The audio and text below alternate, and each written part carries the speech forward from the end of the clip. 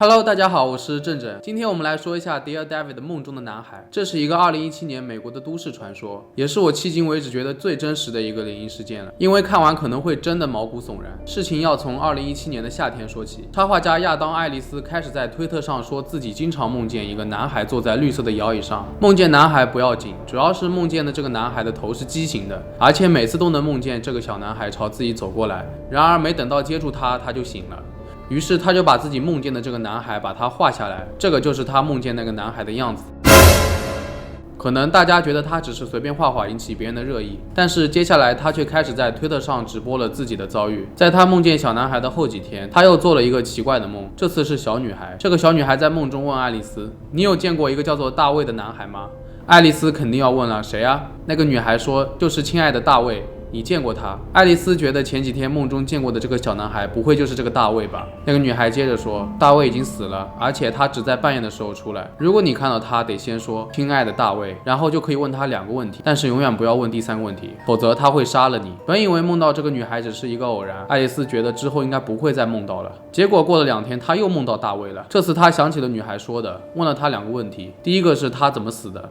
这个大卫说，他是在商店里经历了一次事故。紧接着，爱丽丝又问，那天商店里都发生了什么呢？大卫说，有一个架子掉下来压烂了我的头。随后，爱丽丝试图问了第3个问题，大卫就再也没有说话了。爱丽丝想起了不能问第3个问题，否则他就要死了，于是越想越害怕，随后他就醒了。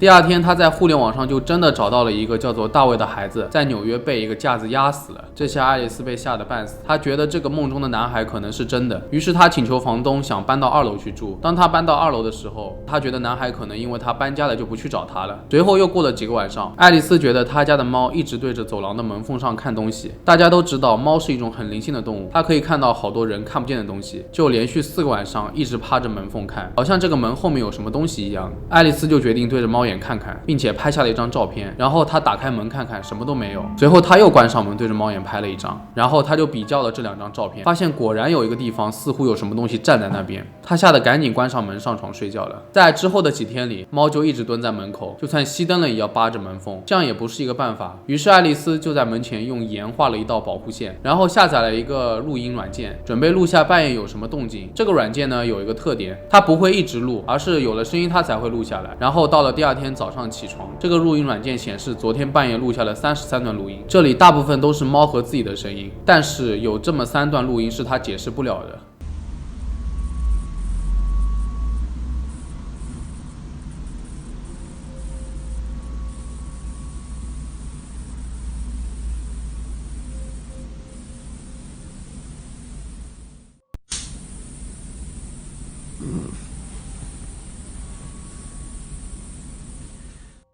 他听不出这是什么东西，其中很明显的是一段电流的声音。随后呢，他又去买了一台宝丽来相机，他想随便拍拍能不能拍出什么东西。他在客厅拍都是很正常的，但是他到门后的走廊里拍摄的时候，就发现他什么都拍不出来。他觉得可能是自己的手指挡住了镜头，然后他又拍了一张用手指挡住镜头的照片，结果2张照片很明显的有不一样。他发现走廊怎么拍都是黑的，他决定拿出手机跟相机一起拍，结果手机能拍出走廊，但是相机完全不能。他就把自己拍的走廊照片放在了网上，好多网友把照片的曝光拉高，果然发现有一个黑色的人影。当然，爱丽丝在这几天晚上又开始梦见了大卫，每天大卫都离她越来越近，并且录音软件半夜3点钟左右都会记录下一段电流音。终于有一天，大卫直接抓起爱丽丝的手，好像要带她去一个废弃仓库。爱丽丝吓得赶紧惊醒，发现什么都没有。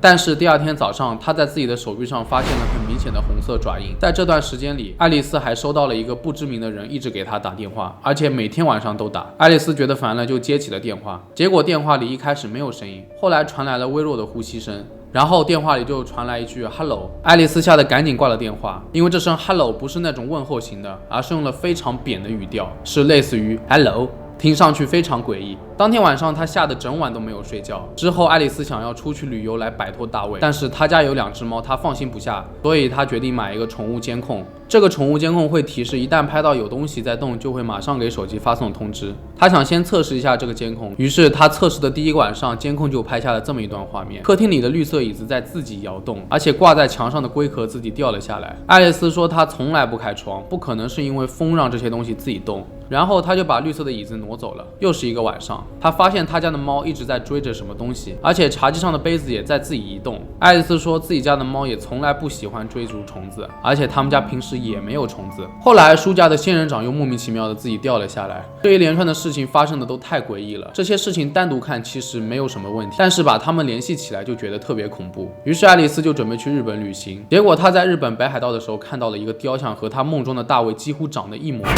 爱丽丝觉得这不是巧合，就赶紧回家去了。回到家了之后，她发现家里的天花板又开始莫名其妙的有了异响，就感觉有人在上面走动，但是她家是在2楼。这个楼一共就只有2层，他家的天花板跟楼顶之间还有一个像阁楼的空间，平时没有人上去。这天他找来一个杆子，准备捅一下有没有什么东西，结果这一捅掉下来一只小孩子的鞋子。他又开始晚上做梦，梦到大卫来找他，这次大卫都走到他跟前了，他在梦中可以很清楚的看清他的长相，于是他就拿起边上的手机就是一顿乱拍。不过这次他确实拍到了，不是做梦。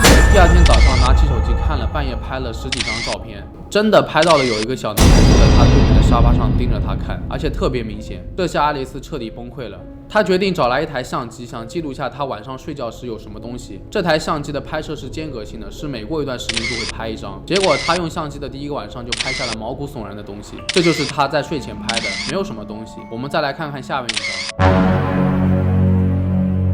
有一个疑似小孩模样的东西站在了床对面的沙发上面，慢慢的下一张拍到了他弯下腰，然后走了过来，他还站在了爱丽丝的床边上。这张照片可以看得出这个孩子的脑袋上面确实少了一块。下一张照片他似乎正眼看着相机，随后他便站在了相机边上，相机就拍下了这个男孩的半个脑袋。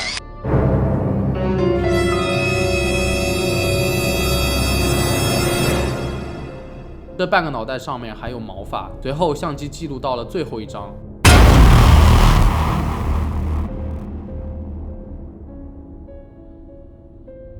这个男孩竟然直接躺在了爱丽丝的被子上面。爱丽丝把这些照片全部放在她的推特上面，引起了网友们的强烈争议，都觉得这非常不可思议，但是没有人能够解开这一连串的因果。当然也有网友说这件事肯定是假的，但是爱丽丝平时不是一个喜欢玩社交媒体的人，她也不是 vlogger，也不想发表什么东西要吸引人们的眼球。这件事情到最后也没有一个完整的解释，但是有个导演看中了爱丽丝的这个故事，他想用她的故事来拍电影，所以又有些网友觉得这个爱丽丝会不会是电影宣传找来的托，是想用这个事情来作为电影的宣传，谁都不知道。所以你们觉得这个 Dear David 的小男孩到底是真的还是假的？可以在评论区留言。好了，本期节目就到这里了，如果喜欢我的视频，记得一键3连和关注哦，每周都会有不同的故事等着你。那我们下期再见啦。